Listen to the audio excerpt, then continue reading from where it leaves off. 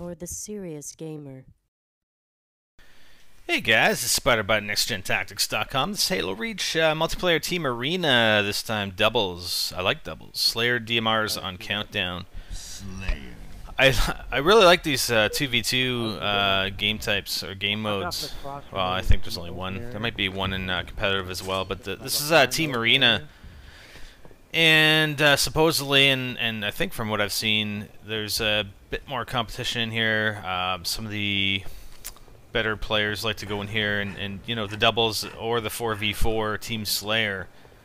But this map's a little bit confusing. I'm just starting to get used to it now, and I mean, obviously the one thing that I'm doing that's probably not good, or we're doing as a team, is kind of separating, which, yeah, it's not very good.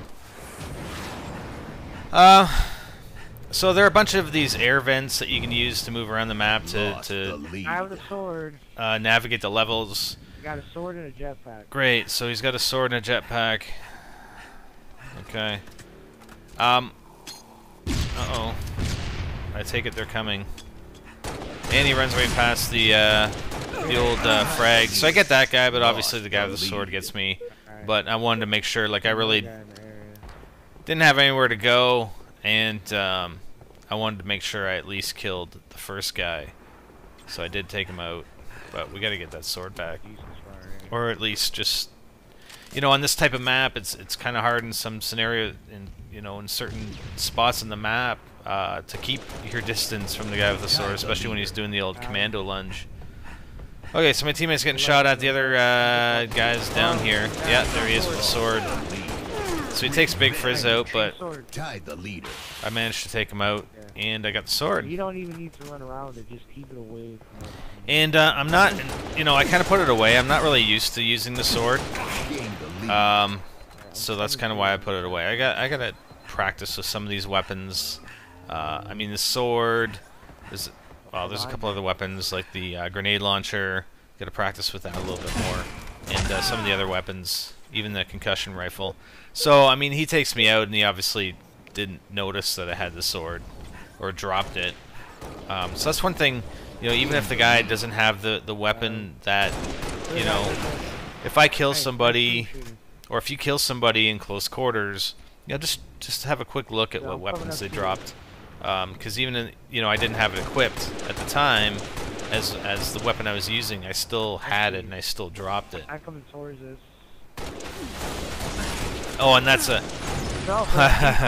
that's a perfect use of the hologram right there. That was awesome. Like, totally. And I haven't used the hologram myself very much, but that was pretty good. And you know, one thing with spamming the trigger, I am gonna start practicing that a bit more, but that's gonna take a while to get used to. And one thing, you know, and I'm gonna cover it. Two things that I'm gonna actually cover at the end of the video, just for post-game analysis, are, you know, knowing the power weapons. You know, not only knowing them, and I run right by this guy. I don't know what the hell. Not only knowing what the power weapons are, but where they are in the map. And you know, I passed by this concussion rifle that's on the left-hand side just so many times. I mean, after this game, like all the other games now that I play in Countdown, I obviously know where it is, and that's usually where I go first, is try to get that weapon, either that or the sword. But I believe the sword doesn't it doesn't spawn until, oh no, they got it right away, because some weapons don't spawn for a few minutes into the match, but they had the sword pretty much right at the beginning, so I'm not sure what the deal is there.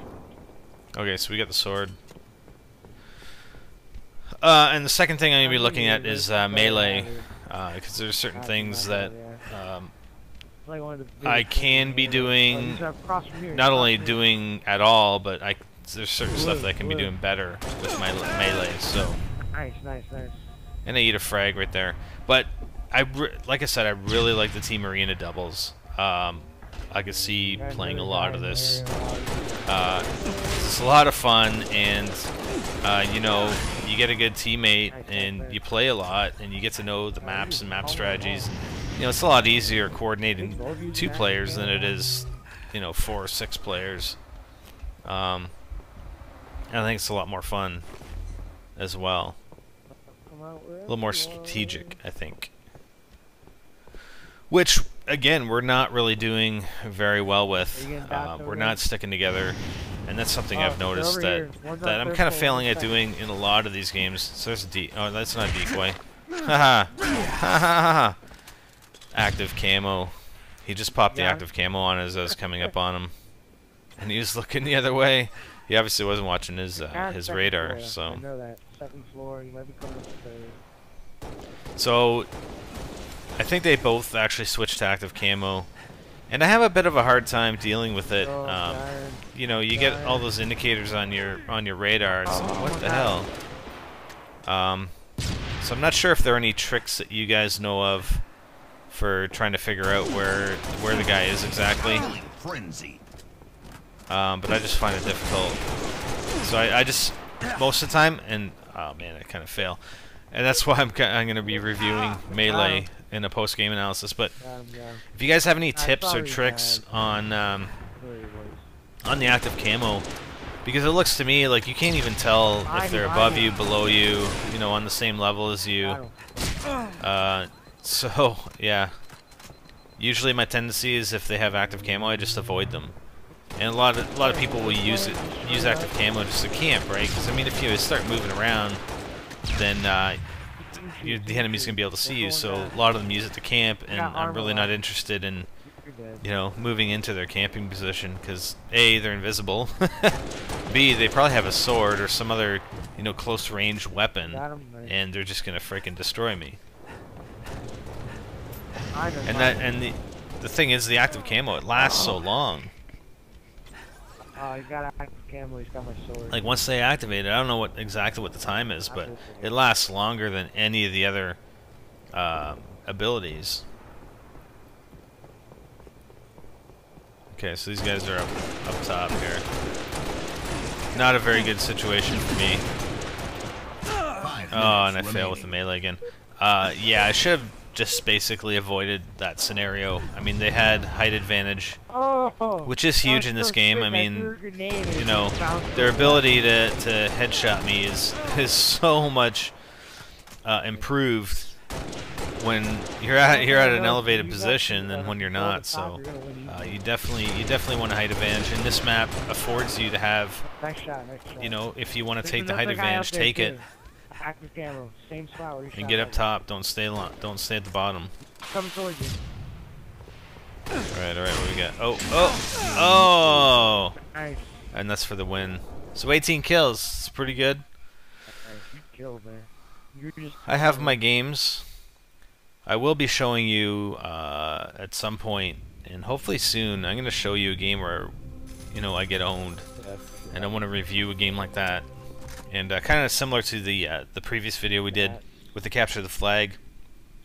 You know, I want to show my viewpoint getting owned, and then we're going to do a review of the other team and just watch what they do and try and figure out how they owned us, and then try and mimic that behavior in our game, in our own gameplay. So, and in team arenas, you actually get ranked. So, I think our rank was 1400 something. So the higher the better. Okay, so post-game analysis. We're going to take a look at our opponents. I stopped posting my stats. I don't think it's as important to post my stats. I mean, you can go check them out on Budgie.net if you want to, but it's mainly going to be a review of my opponent's stats. So here's the my first opponent, Maiden Death, and he, she, not sure. Has a pretty decent kill-death ratio for Team Arena. I mean, it's only 7 games and just over 1 hour, but still.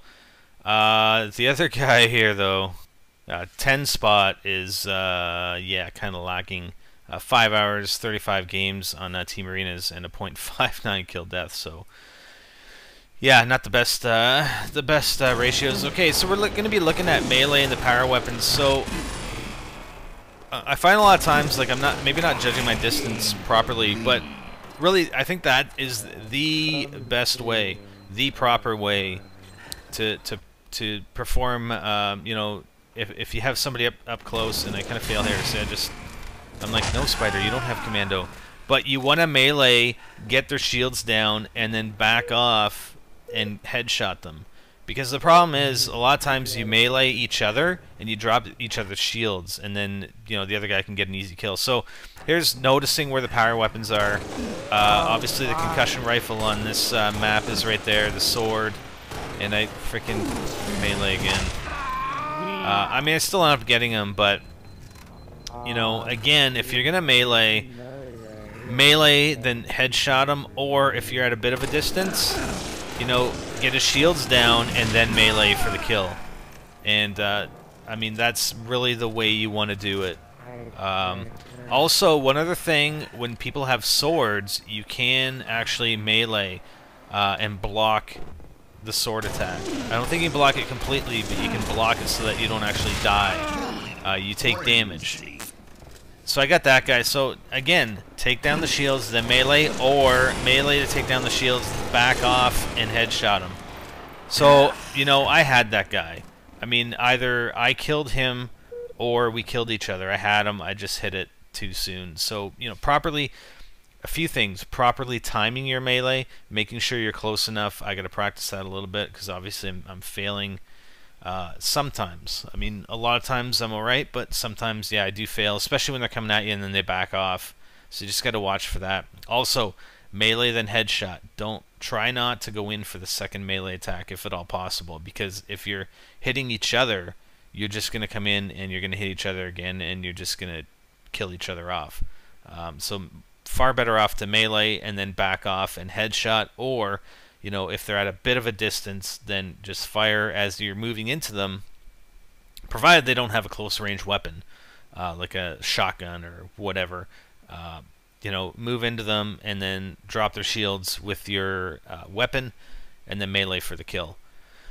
And the power weapons, and we're actually going to do some walkthroughs of the maps and indicate where the power weapons are, and also do some preliminary map-based strategies. I know it's going to develop over time, but we need to come up with some things, test them out, try them out, and then adjust. So we're going to start doing that, and I especially want to start doing that on team doubles, because I really enjoy that game type. Alright, so hopefully you guys enjoyed this. We're going to have a lot more for you guys, and hopefully you guys are getting something out of it. I know, I haven't been a long time Halo player, but I think I have a good grasp on things that I need to do to improve and in developing strategies. Anyways, for more, visit NextGenTactics.com. I'm SpiderBite, and I'm out.